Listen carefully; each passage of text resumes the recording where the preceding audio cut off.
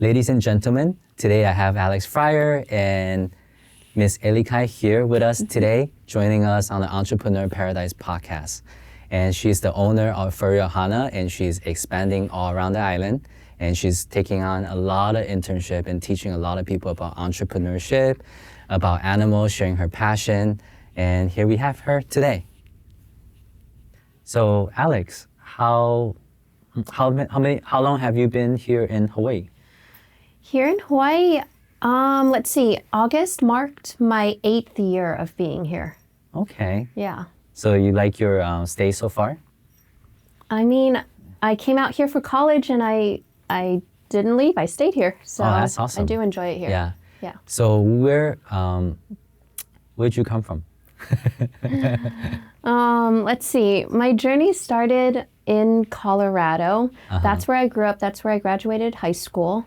And then right after high school, I came here for college. I'm a graduate of UH Manoa. Yeah. And I came here for marine biology. Yeah. How many years did you stay in Colorado? 18 years. 18 Yeah, years. just through high school. Yeah. Yeah. So Alex, how many years have you been here in Hawaii? I have been in Hawaii for 8 years now. Oh, awesome. And which state were you coming from? I originally came from Colorado. Uh-huh. So you basically grew up in the state of Colorado? Yep. I stayed there till I was 18 and then I came out here.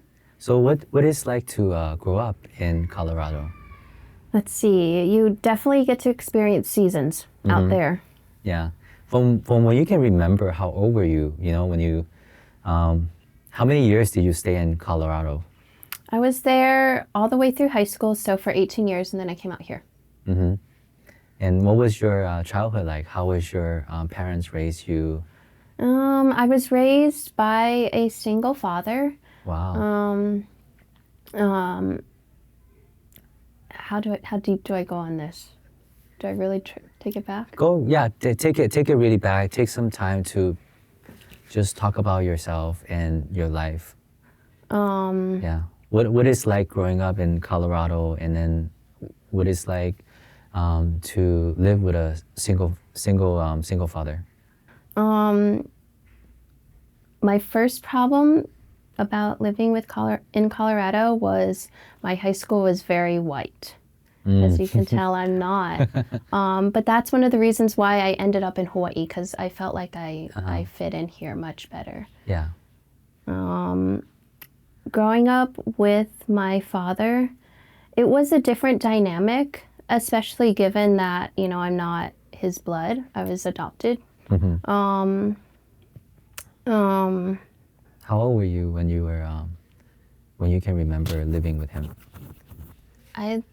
I lived with him for most of my adolescent years, but the big problem was because he was a single father, he was the bread maker of the family. So he was in sales and he would very commonly travel. So oftentimes I would be home without him around. By yourself? Yeah. Wow, so you had to basically grow up pretty fast. Yes. Yeah. What will you do with your time when you're by yourself? It's interesting. I actually, I started my first business when I was 12. Really? In part because I was just home, just messing around with things. Yeah. So I started making jewelry. I started a paper crane business making jewelry. When I was 12, I had my first tax license. And is so different. I was selling my jewelry in little retail jewelry stores in Colorado, in California, and even in Hawaii at that time. Wow. While I was still in high school. Yeah. And then I carried that out until I finished high school. Yeah. And what was your father like growing up? Was he strict? Was he easy to get along with? I would say he was not strict. He was actually very open in terms of allowing me to make my own decisions, to mess up, to learn from them. Yeah. And ultimately, I think that has guided me in ways that I'm not afraid to take chances. Yeah. What are some of the biggest lessons, that you learned from him? Maybe you made a big mistake and then, You had to learn some things the hard way. When I was younger, you know, when you come home from school, a lot of your parents ask, like, so what did you learn today? And instead, my dad would ask me, so what was your oops today? And I think that was good, you know, as a child, being able to learn that it's okay to make mistakes and it's okay to talk about them and to learn from them. Yeah. So did you have many friends when you were growing up in Colorado? No, Not that I many? did not. I was a loner. Yeah. How did you get into business? Do you know about the 1,000 Crane Project? I did that several times. Wow. Where I would make 1,000 cranes. It was a coping mechanism back then to give myself something to focus on. And I did it so much that my dad was like, you should turn this into a business. You should make profit off of it. So that's what inspired me to turn it into jewelry and to start selling it to my friends and family. How did you pick going into jewelry? I have small, nimble hands. Really?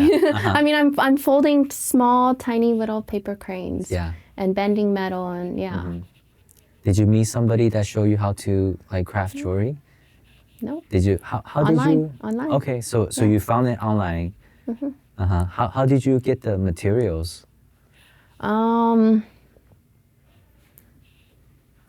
Back then, I did find a wholesaler that was able to. I was able to buy the materials, the metals, at a discounted bulk price, and then I had the paper that I was using. I actually would get that from Japan. Oh wow! So yeah. Yeah. So after you made the jewelry, how were you selling it? Well, it started off by selling to my friends and family. And then I got into those, those Christmas markets that they have at like the high schools and stuff. Yeah. My own high school at the time was doing the Christmas market, so I applied to that. And then I had so much fun doing that I started doing more holiday markets around. Yeah, that's pretty cool. So I think majority of your life, I think you're still relatively young, so you spend most of your time in school. Yeah.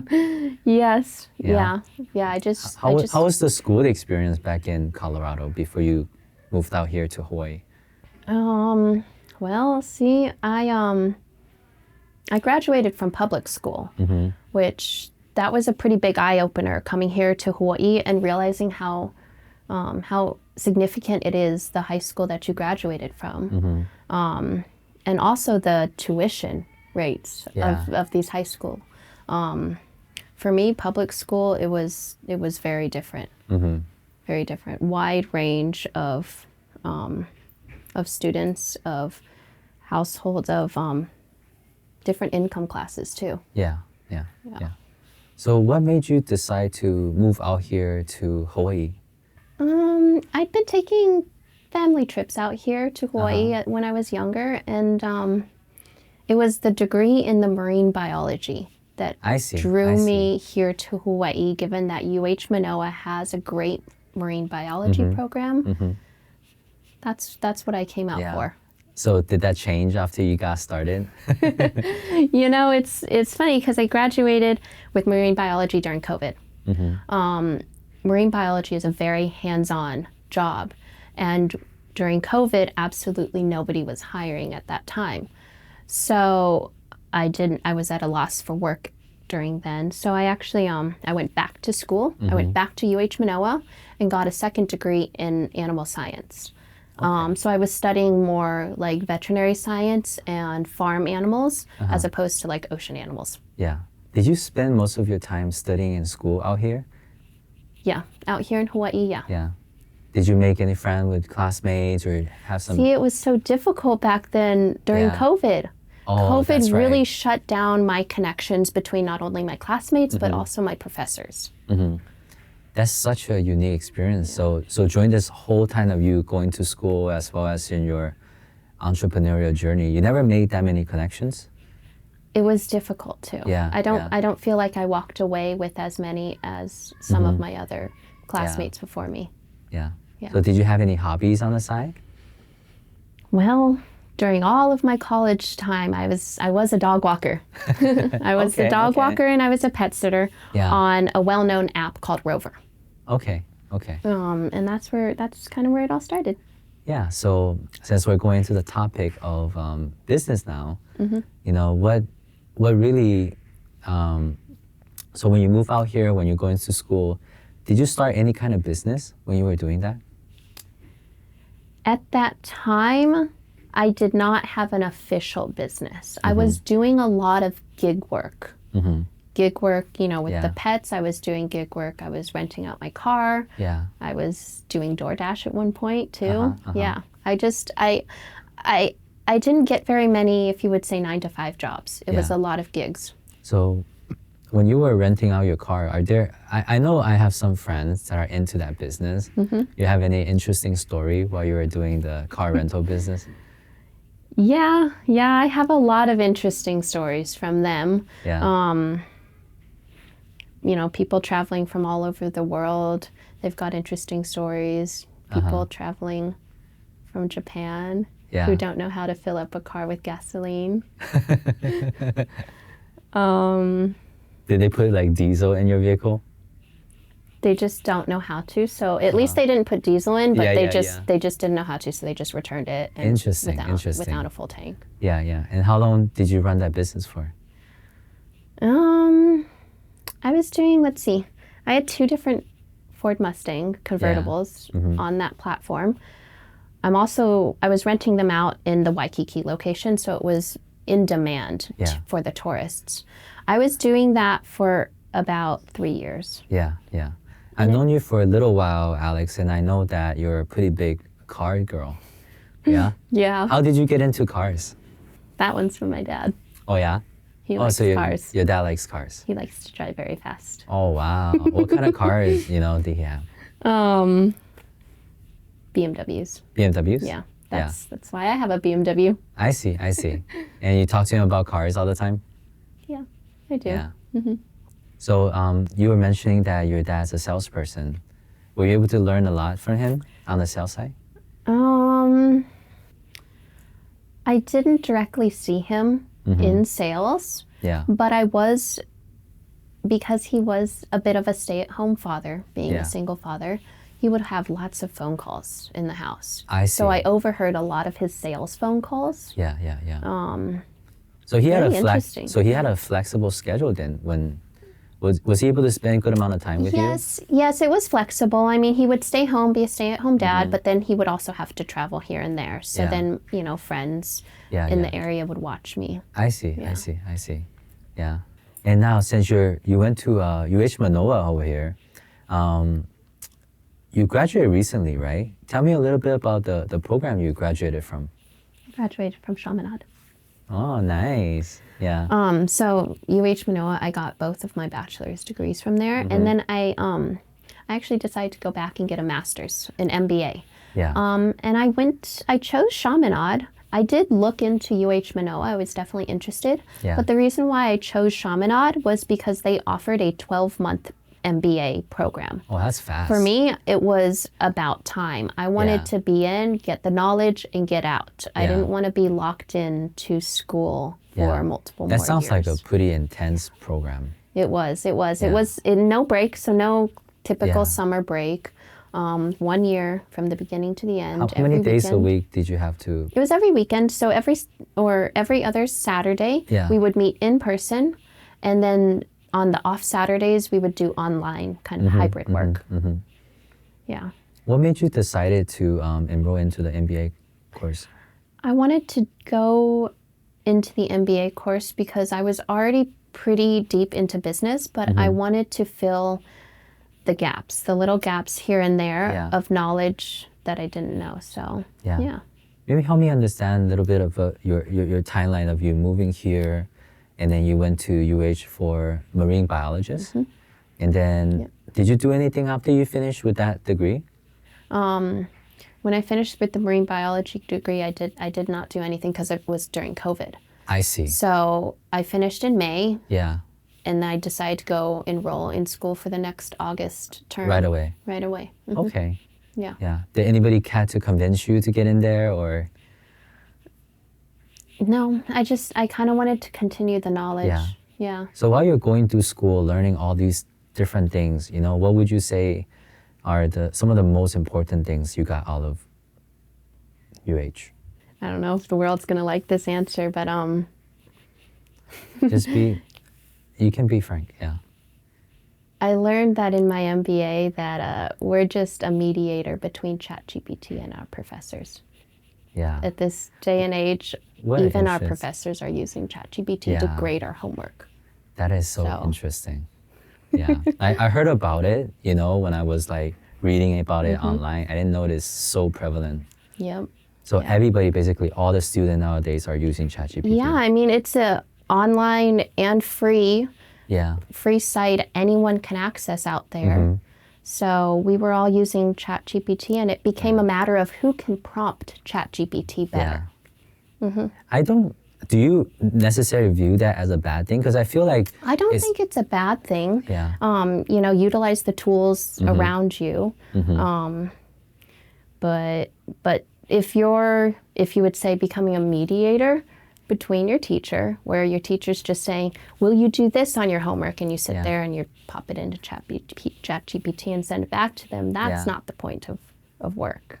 Yeah, I see what you're saying. Yeah. But does it facilitate in terms of learning and understanding the subject or understanding Yes, what you're definitely. learning Organizing my thoughts, for sure. and how to apply it? Yeah. Do you feel like maybe it will cause all the students to think in a very similar manner because everybody's using the same program? Yeah, Yeah. yeah. When I was going to school, I always find it pretty interesting that when you're taking the exam, right? It's you study on your own, you take the exam, and then most of the exam would be multiple choice. Right. So it kind of forces you, instead of thinking and figuring out what's the right answer, it makes you kind of guess, right? Because if you guess right, at least you get it right. Right. So it kind of incentivizes you from guessing. And when I was going through life, I realized, you can't really guess through life. You really want to know what's going on, Do you find a similar type of experience when you transition from doing your schoolwork and then also being an entrepreneur? Is it very different from going to school and applying those knowledge that you learn into the real world? I think it's the same process. I use the same process as I do, solving problems in school and solving real life problems as well. Yeah. What was your first business that you started when you Came to moved Hawaii. out here? Yeah, into Hawaii. It was the Furry Ohana. That was the first okay. business. Okay. It's the dog walking. How long ago pet was sitting. it? Let's see. It's interesting. I was looking back at my calendar recently, and about 3 years ago, on November 7th, I had decided to become an entrepreneur. Yeah. That's the point that I tested out if I'd be able to sustain a lifestyle Yeah. walking dogs. And you were still in school. And yes, I was still in school at that point, Interesting. kind of Yeah. finishing up. Would you, I know a lot of people in school, they start thinking about entrepreneurship, and typically they will wait until they finish school. And you kind of started while you're in the middle of school. Do you find that challenging? I thought school was boring. Once I got to a point, I was like, okay, I get how this works. Yeah. So now I've seen a lot of students, they're going to college and then they're deciding whether or not they want to be an entrepreneur after they finish with the school. And now in your case, you kind of, started business, and while you're still in school, was it difficult to do both at the same time? Towards the end, I got a little bit bored with school. So I was looking to start my next thing. At that point, I had been in school working on my undergrad for about 5 years, and I was like, it's time to start something new here. And what better than to start today, right? Versus then when I'm done with school. So Yeah. So how did you prepare to go into the entrepreneurial role? let's see. I did start becoming an entrepreneur around 3 years ago. Yeah. But it's interesting because I officially started my business in February of 2023. Okay. And that was me taking a 3-month period to test the waters to make sure that I could sustain my lifestyle before I really put my all in. Yeah. You know, during that time, it was a hesitant phase where I was like, do I go into entrepreneurship or do I stick with a 9-to-5 job? You know, there's times that I was like, is this ruining my chance to get a better 9-to-5 position because now I have gaps in my resume? So it was an unsettling phase, but you know, I kept pushing every day, and there was a promise at the end. So Yeah. So after, There you go. okay, Yeah, that's good. Yeah. It was just a heads up, you got 20 minutes. Not, you got 20 minutes, but you yeah, got 20 minutes. 20 minutes in, yeah? Yeah. Yeah. So now, since you're started with your business, how did you research? You know, how did you figure out this is something the marketplace wanted? Since I was already dog walking and pet sitting through Rover for all of my college time, I knew there was the demand for it. It was a matter of making time for myself to spend with these pets because this is service-based work, so I'm selling time. So, you know, I finished up school at that point, and I decided to go all in on it. Yeah. So were you also working another job where it was just full 100% into? I was also working as a veterinary technician at that time too. Okay. Yeah. So at that time when you started this business, did you have difficult time finding customers, or how were you navigating through that? I pulled in a lot of my clients through Rover, two through the connections that I had at the animal hospital, and then word of mouth was actually one of my strongest Yeah. ways. What were you doing initially, and then did you change how you approach the service and the product that you're offering? I started really changing the service offerings and my my policies when I started adding on team members, contractors. Yeah. That's when I started having to change things. Yeah. When did you first, so that's a pretty difficult process, right? Going from when you were a solo entrepreneur to when you start having a huge demand and then you start bringing people on board. What was the hardest thing when you were going through that? How long did it take before you get to that point? There's been a lot of on and off, you know, especially with this type of work, given that it's seasonal work. I've had people come and go, but it wasn't until recently that I've had a really steady and strong team. Did you always have high demand? It's just, or in the beginning it was kind of hard to find customers? I've always had pretty high demand. For And this so work. what's your secret when it comes to getting a lot of customers lining up? Trust. Trust? Yeah. And what was your philosophy in terms of building that trust?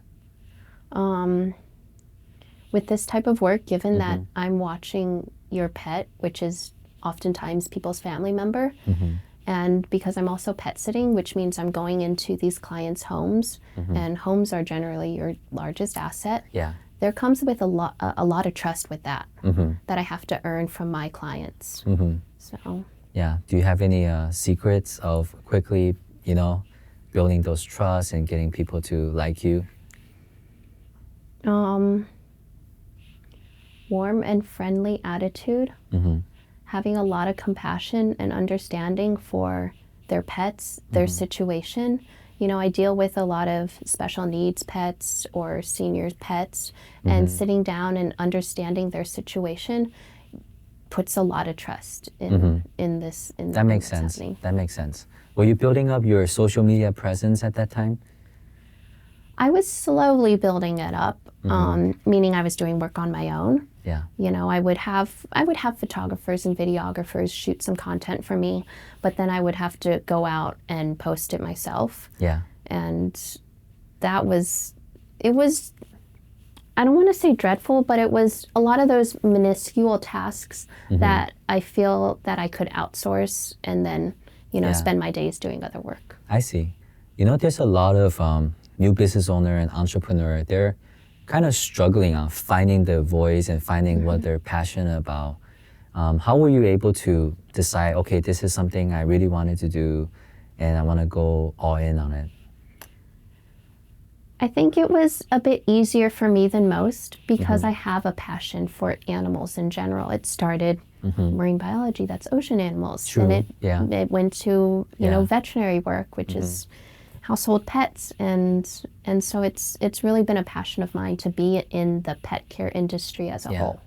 Yeah. And another challenge a lot of business owners face is choosing something that you're passionate about versus choosing something that makes money, right?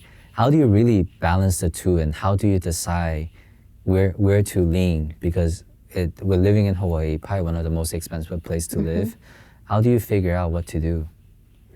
Your passion has to create value. If you don't create value, you can't make money.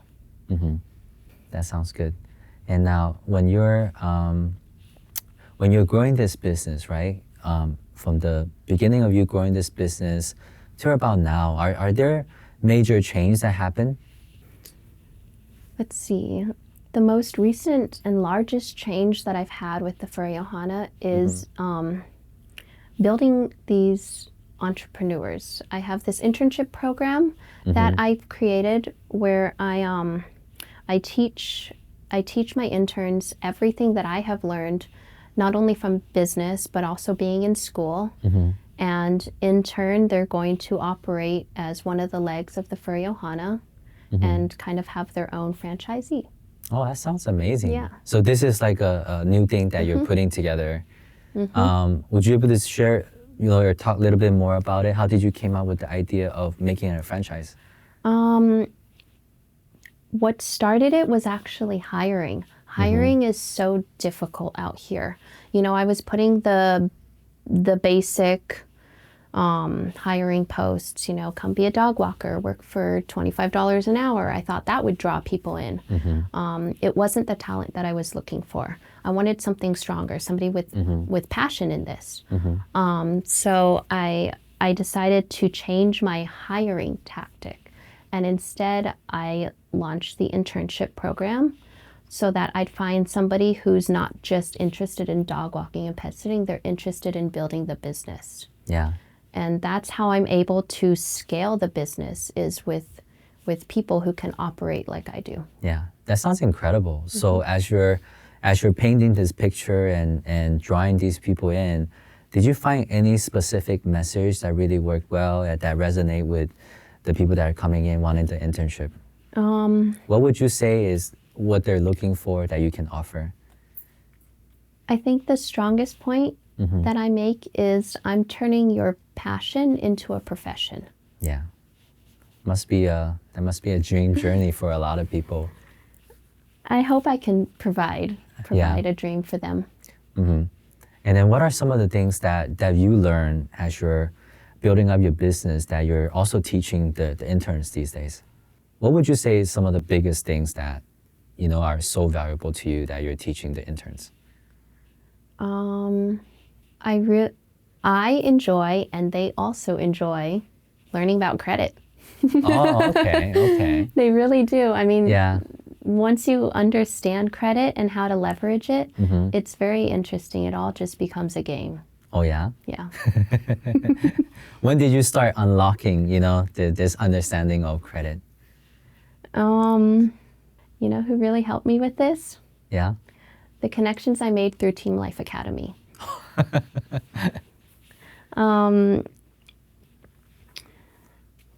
Once I met Team Life Academy last year around this time, Yeah. at one of their networking mixers.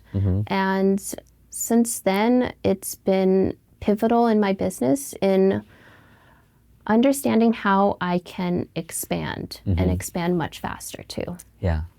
So was there any hesitation when it comes to learning about money, Actually, what was it like growing up, dealing with money? What was your philosophy like? Like, are you a big saver? Are you a big spender? Are you a big investor? What do you do with your money? When I was young, I was a big saver, actually. Oh, really? I was a big saver, and I think it's because that's all I knew, because that's what my family did. My dad's not huge into big investments, at least that I know of. And so all I knew at that time was just save everything I have. When did that all change? When did you start going towards the other direction? When I started a business, Yeah. and then I went broke, and I realized I needed to change something. Yeah, yeah. What was your biggest, spending or expenses Biggest expense when you went into business? going into business. Yeah. Shoot, it was a little bit of everything everywhere. Yeah, yeah. And were you stressed when you were spending a lot of money? Yeah. And how were you coping with that? Like going from like a big time saver and venturing into a territory where you're having so much expense? After almost completely wiping my bank accounts, I think that I went into survival mode. Mm-hmm. I don't know what I did with my bank accounts. How did I get here? Yeah. So now with a lot of people, that's going into business, they're probably worried about the same thing. They got some savings and then they're going into business. They're super scared about what if, I'm not using this money correctly? What if what I'm trying to do didn't work out? I'm taking on so much risk. What would you tell those people that are in that position? They have a lot of fear. They don't know what to do next. Do you have any advice? Take risks, Take take risks. chance. Yeah. You What know, if it doesn't you, work? If you screw up, at least learn a lesson from it and don't do it again. Yeah. And when you're spending all this money growing your business, it can't be all bad, right? So when you're spending all this money, what is some of the biggest thing that you learned spending all that money? I was really hoping that I would see a return on it. Yeah. Yeah. Now with the knowledge and experience that you have now, yeah, what would you tell yourself, going back in time? What would be some of the things that you would do slightly different now, knowing what you know now? I definitely could have scaled a lot faster and a lot sooner. And I think it's because, like I said, this is a passion project for me. So it was hard to trust another person to do the work at the standards that I have. And because of that, it took me so long to be able to let go of this work and let one of my contractors shine. And that held me back from expanding faster. Yeah. So you would say trust people a little bit more, or is there a specific way of going about it? Trust people and also have all of your SOPs written out to the T. Yeah. Write it like a 101 for dummies kind of book. Yeah, yeah. Yeah. So when you're working with people, what's more important? Like, do you think the talent is more important, or their character, or how do you judge who do you work with? For this type of work, I think it's character because we have to build that trust with the families. When it comes down to it, dog walking isn't the most trivial job. Yeah. It's the communication and building the trust. Yeah. Yeah. And now when you're growing your business, was it difficult for you to transition from operating with savings and money to now really embracing the idea of using credit? Was there a difficult shift for you? Given that I am a saver, I think it was hard for me to know that I'm going to go into debt, but debt can be good because it means I'm expanding. So from your first exposure to now, right? So you've been learning about credit and learning to use debt. How has it shifted for you in terms of how you're utilizing money now compared to before? Now, using credit, I feel like I have a safety net, being that if shit hits the ceiling, I have accounts that can help me get through it, versus before, if my savings account ran out, I'm done. Yeah, you're not worried about having to pay back or having high interest rate, things of that sort. Does that still scare you? There are so much to learn about credit, and at this point, I I don't worry about interest rate too much because there are so many like revolving accounts with 0% interest. There's lots of ways to be able to finance just about anything that you need. Yeah. So 3 years into building Furry Ohana, I'm pretty sure the business kind of stabilized itself and it's doing pretty well. And I see you putting out a lot of really polished marketing video out there, you know, and you kind of established like a community and your brand. Are you venturing out into other areas besides just Furry Ohana business? Actually, I do really want to create, if you would say, kind of like a pet store, like a pet community. Not necessarily a brick and mortar store, but a place where people can go for almost any pet need that they have. You know, I've started with dog walking and pet sitting, but I've also ventured off into like pet supplements, you know, dietary health, things like that. I'm even possibly venturing into raw meats, raw diets for pets. So really on the dietary and nutrition side. Yeah. I also, you know, in today's world, we have AI at our fingertips, and I want to get into technology as well because I see that's where kind of the world is going. Yeah. So I do have a very advanced system that I work with that helps me keep me organized, keeps my clients organized, make sure all of the services and tasks are completed. I want to be able to build out my own type of software program here. Oh, wow. That can help me streamline services. So, yeah. So now with you expanding into these different areas, where are you putting your focus on right now? My focus is a little bit in every area. I have a lot of my focus on my interns right now in making sure that I build them up to be strong so that they can continue the Furry Ohana legacy. I'm working on my pet supplement brand and expanding products and also expanding my my location. It's a very local product and I'm working on bringing it to the mainland. Oh, awesome. Yeah. Yeah. And as you're bringing up these next generation of, you know, baby entrepreneurs, right? How was your experience like raising them up? They've been great to work with. I love how open they are to wanting to get knowledge, to get education.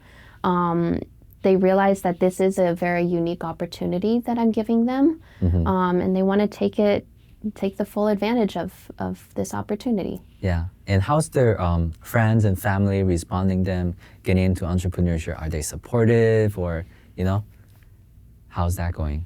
A lot of their friends and family are very supportive, especially since my interns are vet techs, so they're already within this industry as well. Yeah. So yeah. So you're kind of poaching them from 9 to 5 into the entrepreneurial journey. Yeah. I want to change their mindset. How big do you want to take this thing? You know, what's in the plan in the next 1 or 2 years? What can you see? I see myself as just being a serial entrepreneur, being somebody who owns multiple businesses. But with each business, you know, it's unique. For the Furry Ohana, because we do service-based work, I plan to keep that here local being, you know, on Oahu and possibly some other islands. But when you go to things like my supplement business, that's a product-based business. That can go all throughout the U.S. It can go through the world. Yeah. So I expect a large expansion with that one. Yeah. How big is the pet community here on the island? Hawaii's pet community is really big. Yeah. We have a lot of great pet parents, a lot of great pets out here. Yeah. I've been hearing there's so many events that's going on. Yeah. We do have a lot of very special pet-friendly events. Yeah. And what's typically happening in these pet events? Usually we have a lot of pet activities, you know, things like photo booths. We also have a lot of local vendors that sell products, so pet accessories, pet food. even things like pet training programs, pet exercise programs, things like that. Yeah. So since we're also working with a lot of entrepreneur and business owner, as you're pretty familiar with the pet community, are there anything the community you feel like they might need help with in general? I mean, I think the two biggest things a business needs is marketing and finances I see. with any business, even in the pet industry. Are there typically small solo entrepreneurs, or do they usually have small teams? There's a lot of solo entrepreneurs out there. Yeah. A lot of my friends do solo Yeah. work, and then I have a couple friends that have employees as well too. Yeah, yeah. So Alex, when it comes to the pet community, the whole world is changing so fast when it comes to AI, robot, technologies. Do you see the industry also getting disrupted? Really? Yes, especially when it comes to veterinary side. We have a lot of medical advancements. You're also seeing that in the vet world as well. I see. Yeah. So pet's gonna be more healthier based on like algorithm or technologies. What about on the social side? Like I know pets, is really good for mental health. And would you say, I would think on the community side, it wouldn't be disrupted too much, right? I don't think on the community side, but I will say I've thought about the idea of having robots walk animals. Really? That is funny. Yeah. Don't you feel like that kind of defeat the whole purpose of having, pets in your life where you get to spend time and enjoy with them? A pet for your robot. Yeah. I don't think it'll happen, right? We'll see. Hard to say. We'll see. Interesting. So going into the future, have you tried to go into any area that's going to make you future-proof in a sense? Will you be ready for it in a sense? Yes, given that families will always be taking vacation and they'll always have work or things to do and they can't always be home with their pet. So yes, given that, they will need sitters out there to watch pets. Yeah. I actually have a pretty interesting perspective. I don't know if you agree with me, but as we're getting into the future, there's going to be a lot of AI, robotics that'll take care of a lot of producing power for the world, right? So we should have more abundance versus scarcity. They call it sustainable abundance. You think when less people needed to work to produce goods and services, there'll be more time for people to spend time with their family, with their pets, and having a better community life overall? Yeah. Yeah. So wouldn't that mean that, like your field would be a lot more future-proof because of that? Yes. Then I lose my daily dog walks if people are home, but they're still going to take vacations though. Yeah. And especially here in Hawaii, it's so hard to travel with your pet. Why is it hard to travel with your pet in Hawaii? We have very strict quarantine regulations. We're also a rabies-free state. Oh, that's right. So yeah, they pets need a lot of vaccinations before they can travel. So you're also very familiar with those regulation side of things then? Yep. Oh, okay. That would probably be something that you're also providing, to pet owners that most people are probably not aware of, right? Yeah. Yeah, so it's not just going in and taking care of somebody's pet, but it's also offering those legal side of things and understanding how to take care of animal when you travel. Yep. Okay, that's awesome. Yeah. And what else is in store for you, Alex Fryer, going into the future? Are you making any big changes with your business? I'm planning to expand the Furry Ohana across all of the islands. So with this internship program, the first round is for here in the Honolulu area. The next round is going to be to spread up to Kaneohe and Kailua, the windward side. Yeah. And then go over towards Eva and Kapolei. Yeah. And then also like at Ea and Pearl City. So yeah, my next wave will be to expand island-wide.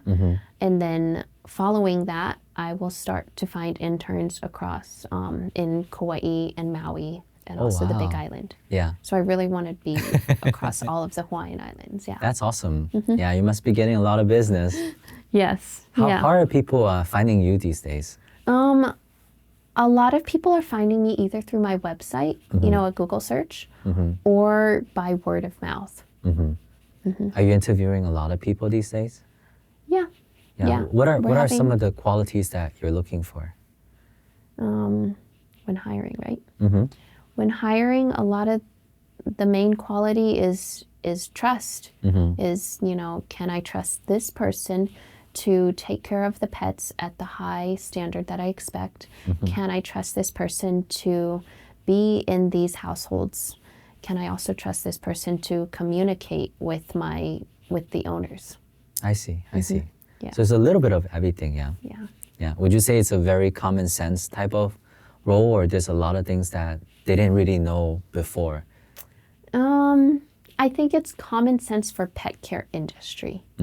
So if you've just, Never worked had it, any pet care job previously, Yeah. a lot of it should be common sense. Yeah. Yeah. What if they've never had a pet before, or never worked with animals before? Would that be a pretty big learning curve for them? Yes. Wow. Yeah, for sure. Yeah. I mean, pets are very unpredictable, for sure. Some more than others. Yeah. I think living with a pet before, you really experience the up and down and having to take care of them, right? Yeah. In ungodly hours. I mean, these guys wake me up at 3 a.m. Oh my goodness. Yes. Yeah. So living with a pet, a lot of people probably find it really challenging to take care of them, especially with busy work schedule, especially when someone like you who's an entrepreneur and you're also a pet owner. How do you even figure that out? I mean that is why I have cats rather than dogs, because I do realize the extra care that you need to properly take care of dogs specifically.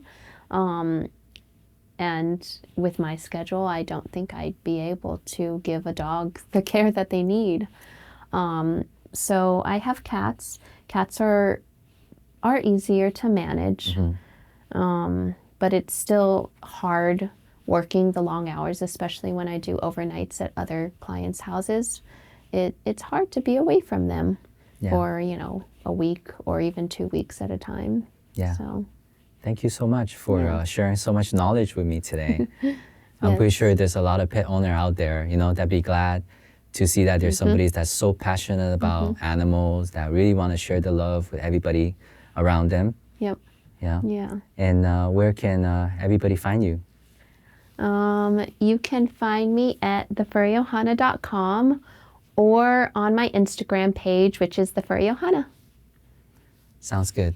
And if you guys wanted to learn more about Alex and want to get connected with her and learn more about credit stuff as well, you can find us at www.teamloveacademy.com.